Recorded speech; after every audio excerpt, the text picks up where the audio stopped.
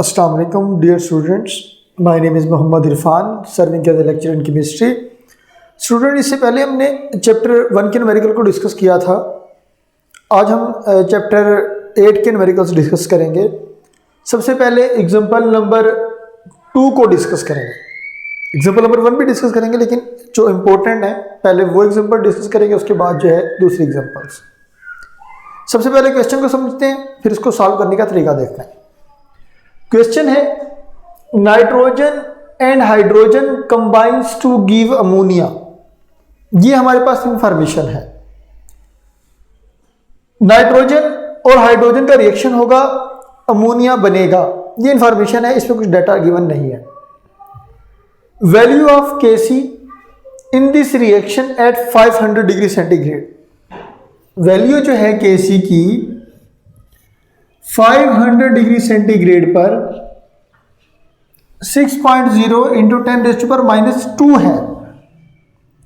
ये value Kc की है। करना क्या है, calculate the value of Kp। Kp की वैल्यू हमने बतानी है। मैं क्वेश्चन को रिपीट कर रहा हूं। नाइट्रोजन और हाइड्रोजन को मिलाकर अमोनिया बनाते हैं।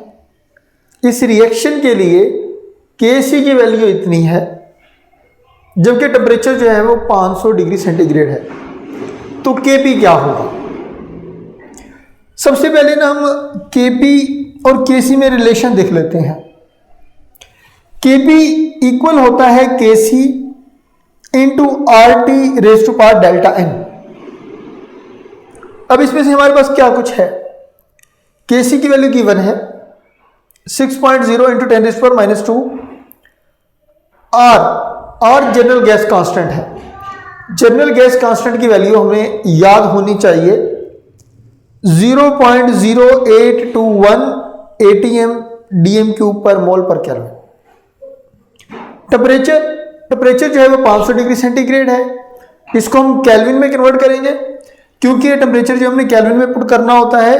तो 500 है, 500 में अगर हम क्या करें 273 जमा कर दें, 273 जमा कर दें, तो हमारे पास जो है वो टेम्परेचर की वैल्यू आ जाएगी केल्विन स्केल में। अब हमारे पास Kc भी है, R भी है, T भी है। ये नहीं है, change in number of moles नहीं है। ये एक्चुअल में है क्या? डेल्टा N इक्वल होता है number of moles of product minus number of moles of reactant. Product के जितने मोल हैं उसमें से रिएक्टेंट के मोल माइनस कर दें। अब प्रोडक्ट के मोल हमारे पास कितने गिवन हैं? ये हमारे पास 2 हैं।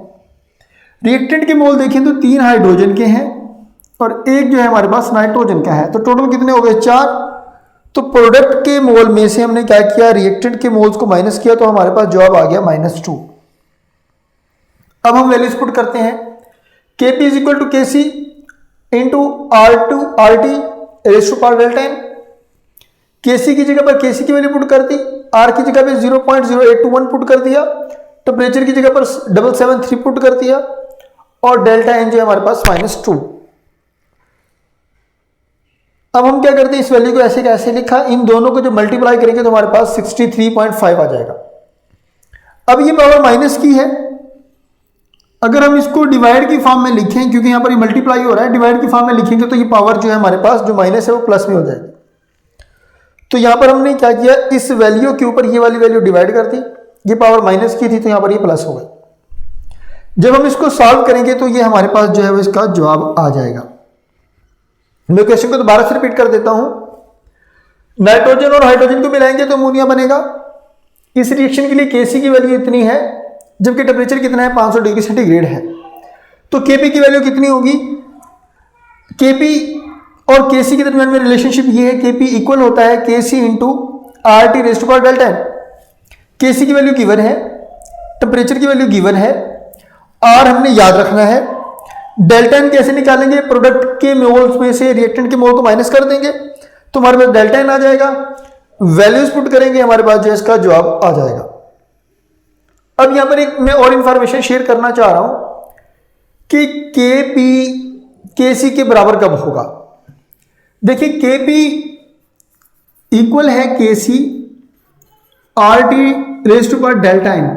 अगर ये वैल्यू 0 के बराबर आए, डेल्टा n 0 हो, तो इसका मतलब है ये वाला फैक्टर आपके पास 1 के बराबर आएगा। डेल्टा एन क्या है? Number of moles of product minus number of moles of reactant. तो आप यूं कह लें जब प्रोडक्ट के मोल और रिएक्टेंट के मोल दोनों बराबर होंगे या डेल्टा एन की वैल्यू 0 होगी तो Kp इक्वल होगा Kc के। अब दूसरी चीज, Kp लेस देन होगा Kc के जब डेल्टा एन की वैल्यू नेगेटिव में आएगी। आप इसको यूं भी कह सकते हैं number of moles of product जो है वो लेस देन हो number of moles of reactant के। आप इसको यूं भी कह सकते हैं डेल्टा एन जो है इसकी वैल्यू लेस देन 0 हो। अब 0 से वैल्यू कम होगी तो आपके पास नेगेटिव होगी, जैसे कि ये हमारे पास एग्जांपल में था। अब देखिए Kp की वैल्यू आई है 1.5 इंटू 10⁻⁻5, जबकि Kc की वैल्यू कितनी है 6.0 इंटू 10⁻⁻2। ये वाली वैल्यू बड़ी है, ये वाली वैल्यू छोटी है। तो Kp जो है आपके पास क्या होगा, स्मॉलर होगा Kc से जब नंबर ऑफ मोल्स प्रोडक्ट के कम होंगे, नंबर ऑफ मोल्स रिएक्टेंट के ज्यादा होंगे। Kp ग्रेटर देन Kc से कब होगा, जब डेल्टा एन की वैल्यू पॉजिटिव आएगी, या आप यूं कह लें नंबर ऑफ मोल्स प्रोडक्ट के ज्यादा होंगे, नंबर ऑफ मोल्स रिएक्टेंट के कम होंगे। आप यूं भी कह सकते हैं डेल्टा एन जो है इसकी वैल्यू 0 से ज्यादा हो। 0 से ज्यादा होगी तो लाजमी तौर पर प्लस में होगी। ये वाली इंफॉर्मेशन जो है आपके पास एमसीक्यूज के हवाले से काफ़ी इंपॉर्टेंट है, स्पेशली एमडी कैट में इससे रिलेटेड क्वेश्चन पूछे जाते हैं। उम्मीद है ये क्वेश्चन आपको समझ में आया होगा। इससे रिलेटेड अगर आपको कोई भी प्रॉब्लम है तो ज़रूर डिस्कस करें। अस्सलाम वालेकुम।